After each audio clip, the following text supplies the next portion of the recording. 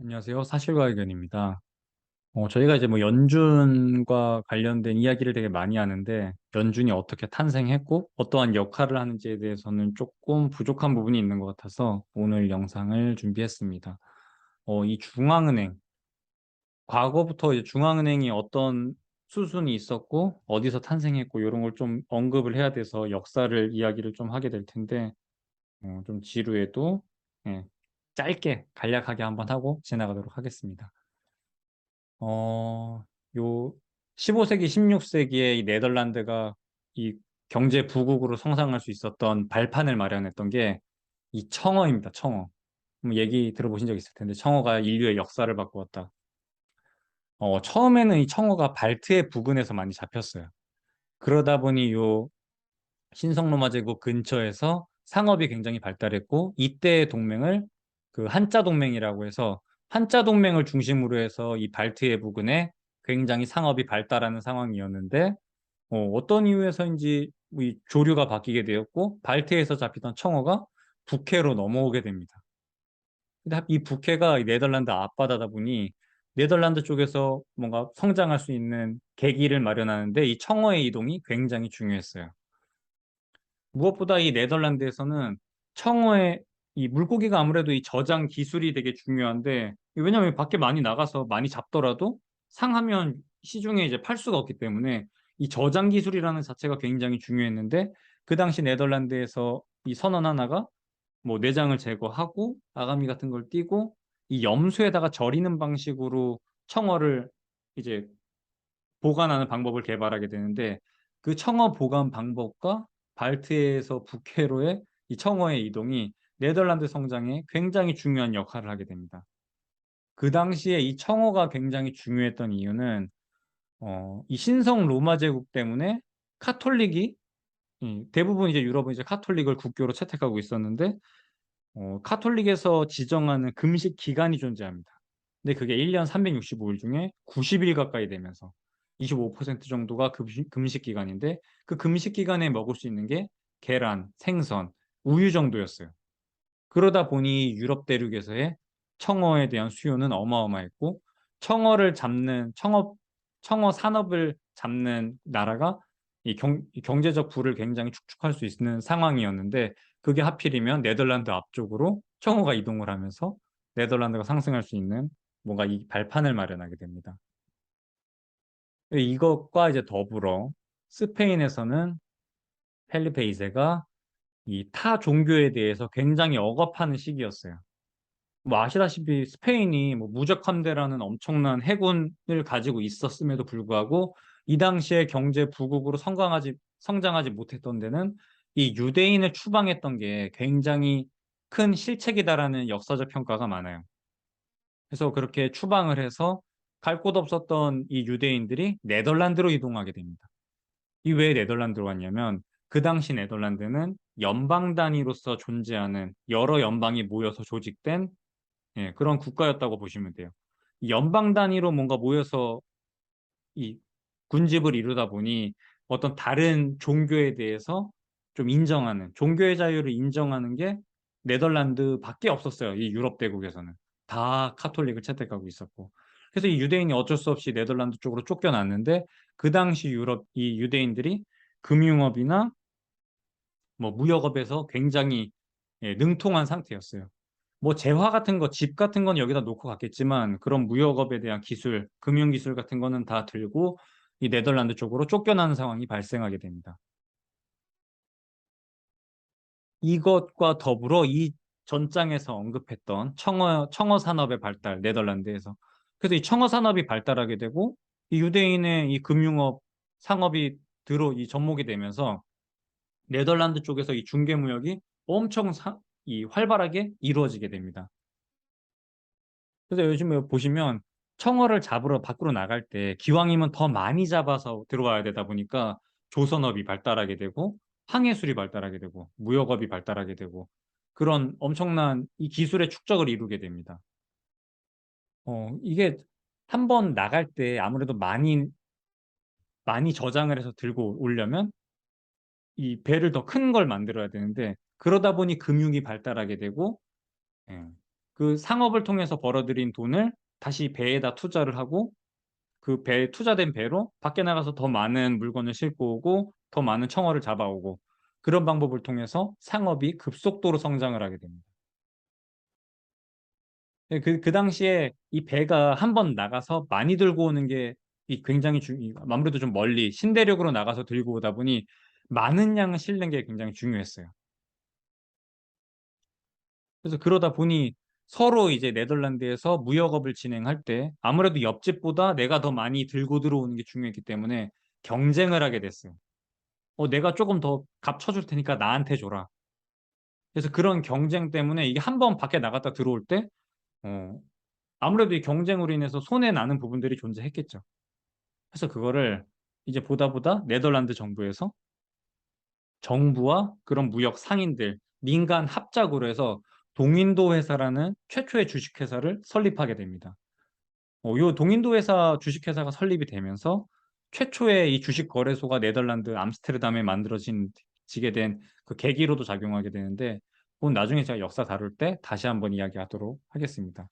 아무튼 이런 자본을 모아서 뭔가 이 규모의 경제를 이루는 그런 최초의 뭔가 이 상업 금융의 발달에 그 시초가 된 게 이 네덜란드에서의 이 동인도 회사라고 보시면 됩니다. 그래서 이 네덜란드가 그 청어 산업과 무역업에 굉장히 발달을 하면서 이 북해, 이 유럽 대륙 쪽에서의 이 중개 무역으로 폭발적인 성장을 하는데 말 그대로 중개 무역이긴 해요. 이 중개 무역이라는 건 어쩔 수 없이 타국에 뭔가 기대서 할 수밖에 없는 건데 아무튼 이 중개 무역을 하다 보니 많은 나라의 국가 자본이 이 네덜란드 쪽에 모이게 되고 많은 상품이 네덜란드에 모이게 되는 예, 그런 이 전 유럽에서의 뭔가 중심 역할을 하게 됩니다. 그러다 보니 요 암스테르담에는 엄청난 각국 통화가 모이게 되고 뭐 갖은 재화가 이제 모이게 되는 상황이 발생됩니다. 그래서 그거에 대한 편의성을 제공하고자 그런 무역 상인들의 편의성을 제공하려고 최초로 암스테르담 은행이 설립되게 됩니다.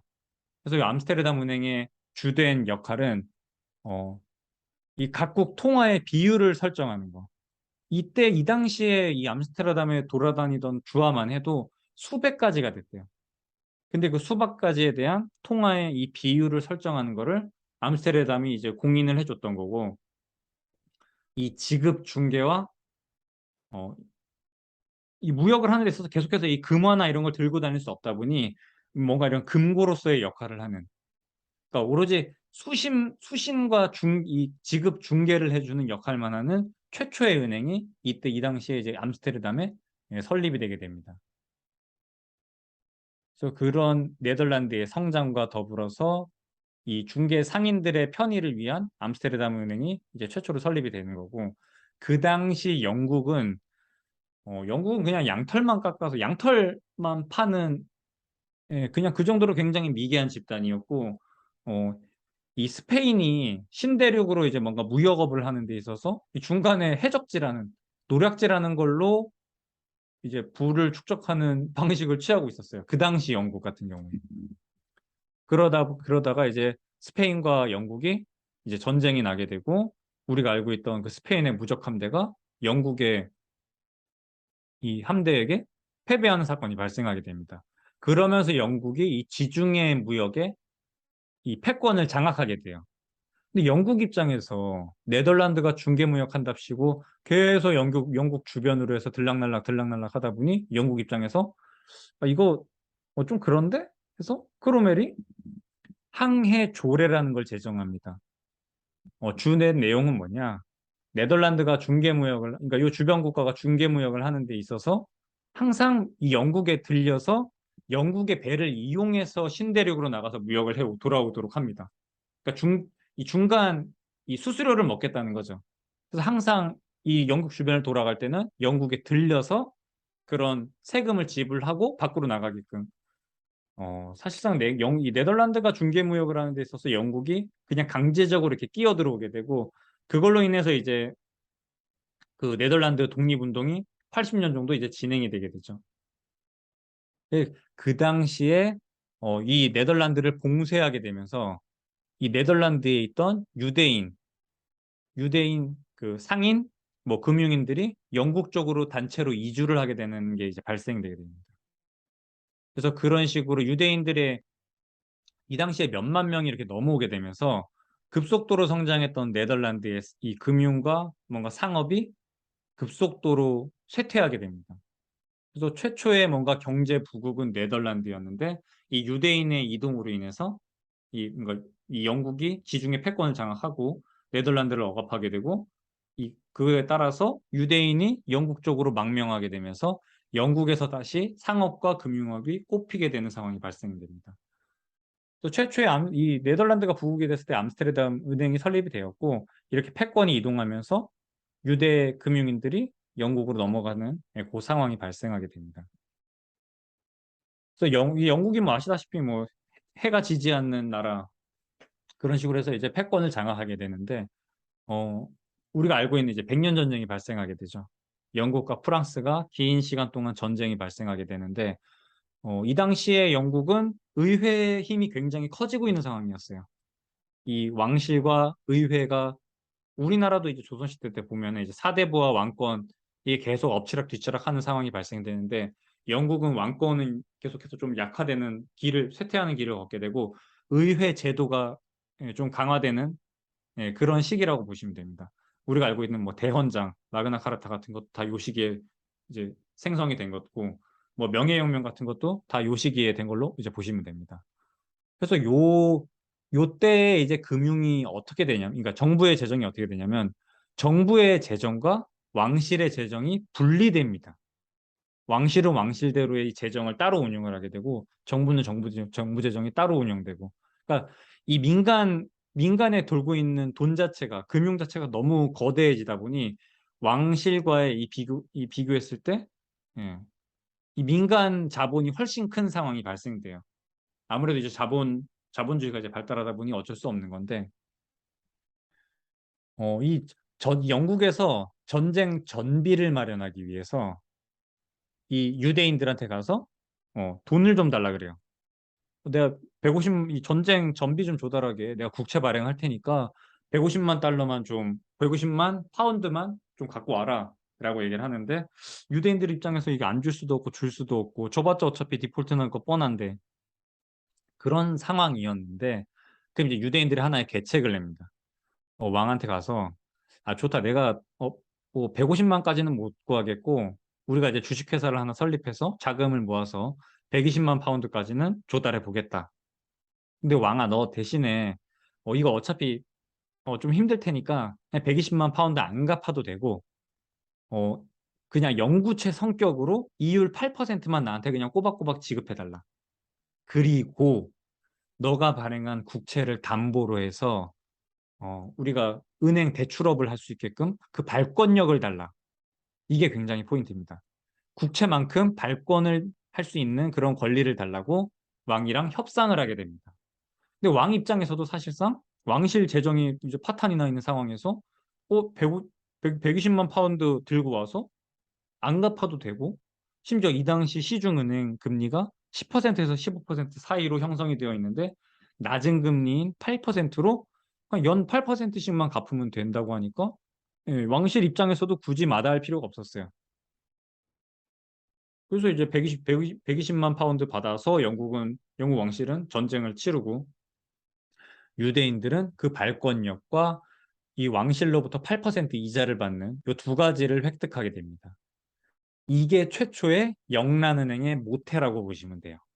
민간 자본들이 모여서 왕실의 재정을 충당하기 위해서 그러니까 이 왕실 국채를 담보로 해서 파운드를 발행하는 그 역할을 하는 이제 회사가 된 게 영란은행이라고 보시면 됩니다.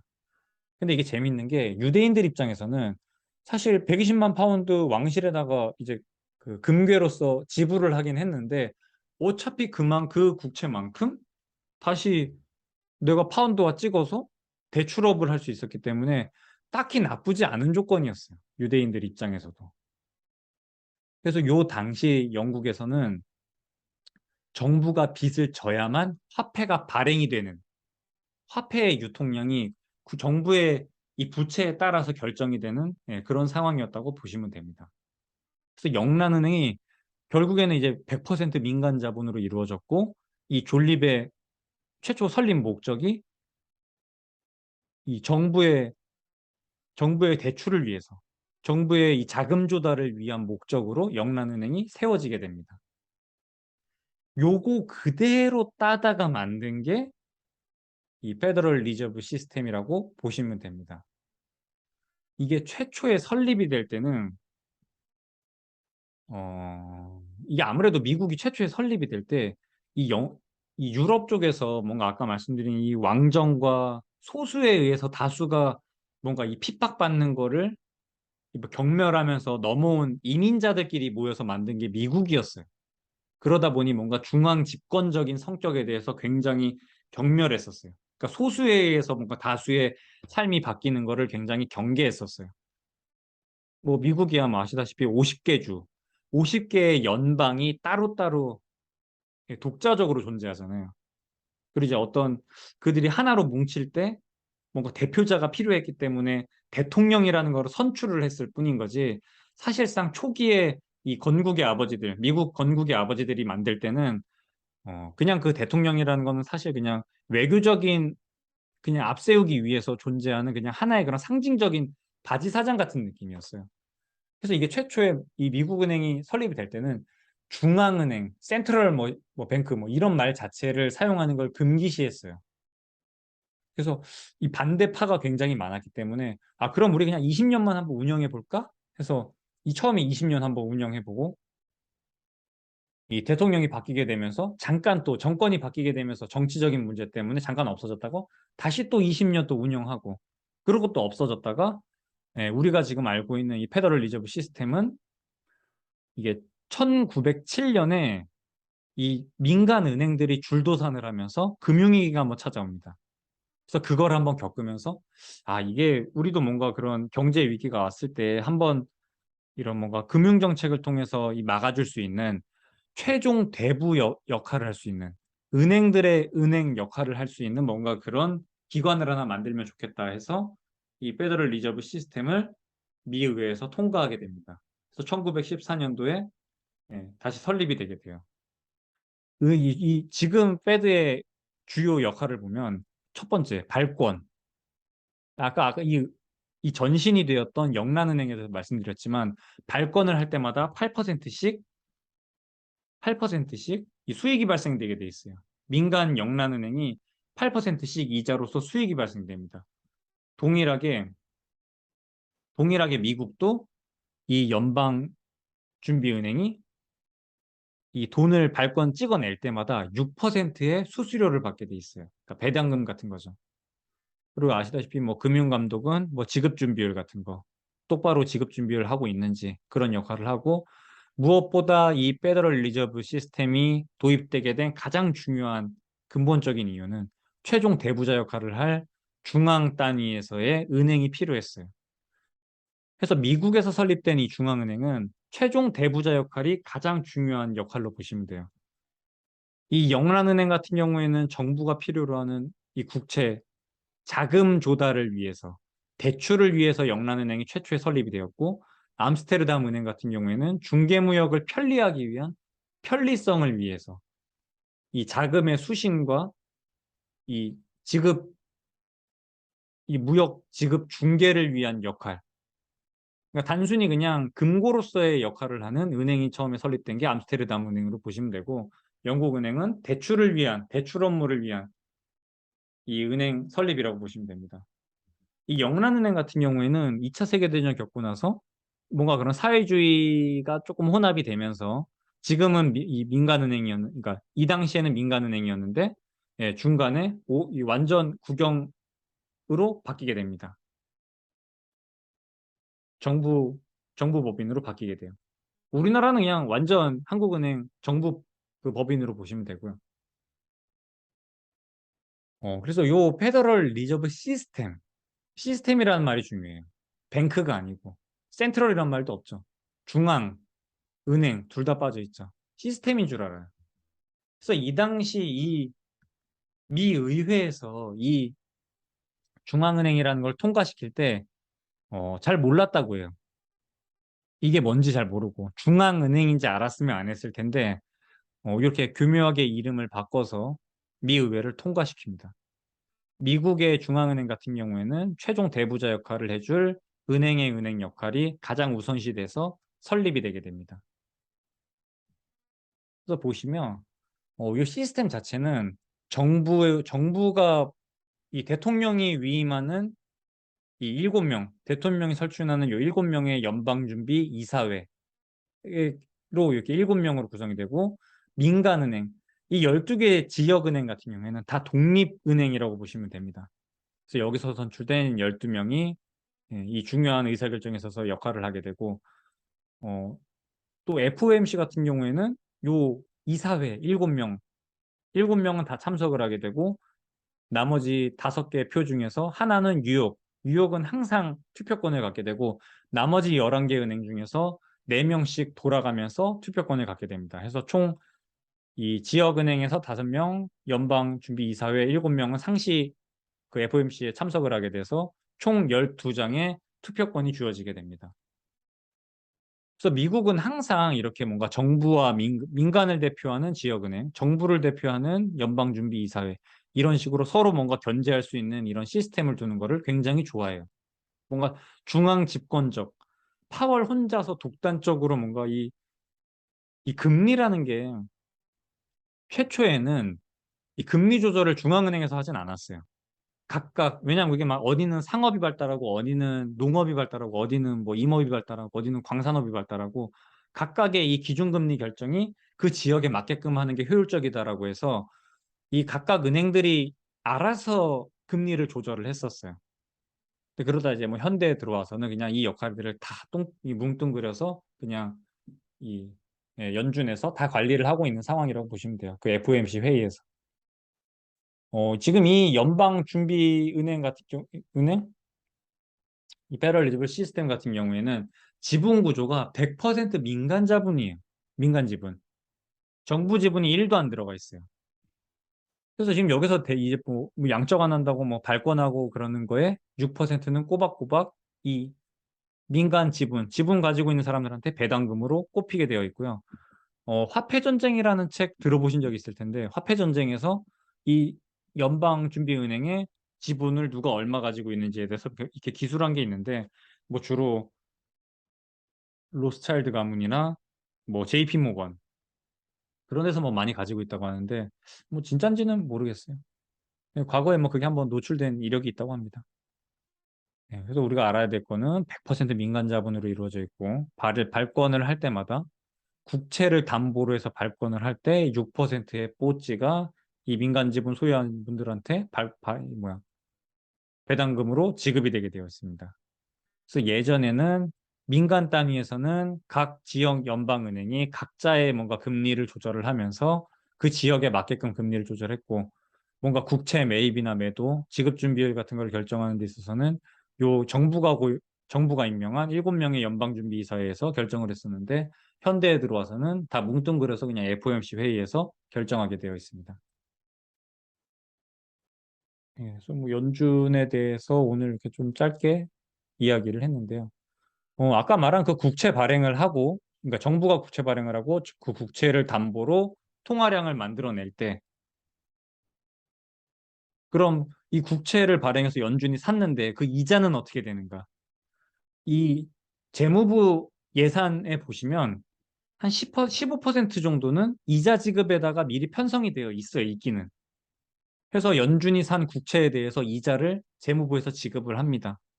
근데 결국에는 다시 그 돈은 다시 돌아가요. 재무부로.